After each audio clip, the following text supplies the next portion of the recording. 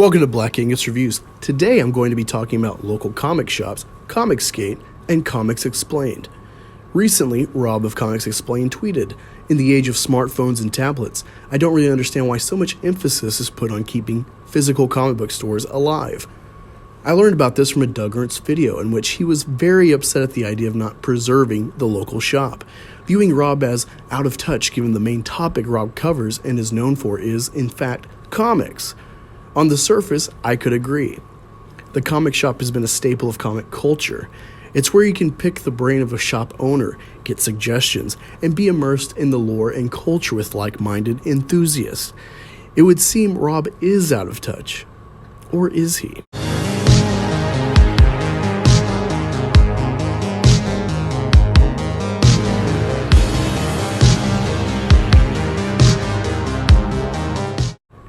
In my estimation, the future of comics, like every other entertainment platform, is digital and/or at home. Remember Taxi Driver? Of all the iconic moments, one that stands out the most to me is when he takes his date to a porn theater. For its time, that was a shocking, ballsy narrative thread for a film in the 70s. The reason I bring it up, though, is have you ever seen an adult film theater? Even in a major city, they're probably hard to come by. Come by. Oh no. Very poor choice of words. The industry got smart with the advent of home media and bought into the VHS tape, progressing to DVD, Blu-ray, and eventually, and most exclusively, digital. While there's so much to find for free today, the best new performers with the best quality are kept behind a subscription or individual video fee. Performers have garnered the freedom so much that they can be their own marketing department on social media and keep nearly all the money for themselves, managing their products on their own sites. This extends not just the immediate media of adult entertainment, but adult shops as well. Once a catch-all for various products. Now you can find exactly what you want online and not worry about potential embarrassment asking for assistance or making eye contact with another customer. Now, this is a more extreme example, clearly, so let's use a more immediate, wide-reaching example: general film entertainment. Once upon a time, if you wanted to see a film, you went to the theater. Years later, it might pop up on broadcast television. Like previously mentioned, home media became a viable option for many Americans. The more that was made and the further along technology progressed, the cheaper it became to have exactly what you wanted at home with no commercials, the ability to pause, and so on. If you couldn't afford to outright purchase a product, you could rent it at Blockbuster or buy it used at various retailers. Then Amazon came along and changed the game. Pair that with the monthly Netflix physical media subscription and things begin to change drastically. Now, one lone Blockbuster stands in far-off Alaska. Even Redbox is falling to the wayside with the streaming wars in full effect and only looking to become more volatile as Disney has released Disney+. This reality has recently started to affect the physical market with early access via digital purchase and is greatly affecting theaters. I personally love going to a big release like Infinity War or Endgame and experiencing the ups and downs with an emotionally invested crowd, or something altogether different from the norm like The Witch or A Quiet Place. But theaters need to adapt or die. The response from theater chains over the next few years will dictate their longevity. I assume most will go under and be bought up by Disney, Sony, Universal, and others, becoming an extension of their streaming monopolies for respective IPs. Ultimately, what happens to theaters, just like other businesses, is the natural evolution of a free market. If comic stores can't adapt to the smartphone era of entertainment, they don't deserve to be here. They've already tried various tactics to expand, and it's largely disenfranchised the core customer base.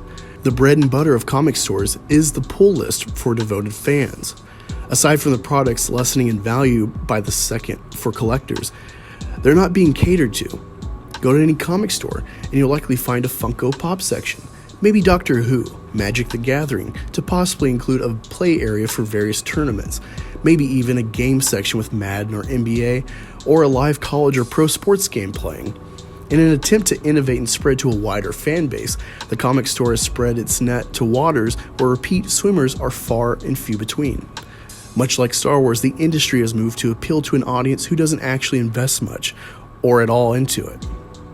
That brings us to the final piece, the local comic store, in conjunction with Comicsgate and crowd-funded indie comics. Comicsgate is a consumer and creator response to an industry that's attempted to become another medium of political propaganda. Customers were tired of an industry pumping out content that was their heroes in name only, often riding the coattails with a new incarnation. Creators tired of time hacks that lessened the quality and stifled creativity. While Comicsgate creators have largely failed to meet their release dates, it's a fledgling market in its infancy, and most customers have been largely satisfied despite the wait. The comic store was never part of that equation. The local comic store is like a drug dealer. They don't care how your experience was with the product, as long as you're repeatedly buying. The LCS doesn't inherently serve quality products. Its purpose is to house the month hit for its junkies. They're just a cog in the wheel of a dysfunctional industry. It's great going to a comic store, but if they can't adapt to the digital market, and more importantly serve the customer adequately, they frankly aren't needed. In my personal experience, aside from the owner or store attendant, I've only made one meaningful interaction at a comic store. Compare that to Comicsgate, facilitated by the digital marketing tools of Twitter and YouTube. I've made countless interactions with fans and creators and found all sorts of products. Already being on the internet, I can do a quick search and look exactly where I need to find where to start, as opposed to relying on a store attendant. We've had various examples of the local comic store system conspiring against Comicsgate to stonewall us from their potential exposure. Because despite the potential in this market, they're beholden to what the big two decide. With film being owned by Disney and AT&T/Warner Brothers respectively, the creativity and quality can be expected to dwindle as they retool the IPs to suit the widest audience. For an indie movement like Comicsgate to flourish, especially in the digital age, the local comic store system has to suffer and innovate or die. Thanks for listening. I highly encourage you to sub to Doug. He has great insight despite my disagreement on this point, and also check out Gateway into Comics. He also covered this topic. Both will be linked below. And please comment and let me know what I got right and what I got wrong. Let's have a conversation. See you in the next video. Thanks for watching. If you enjoyed, like, share, subscribe, hit the bell, and if you want to help support future creations, consider becoming a patron, heading to the merch store, or dropping a tip via Streamlabs, all linked below.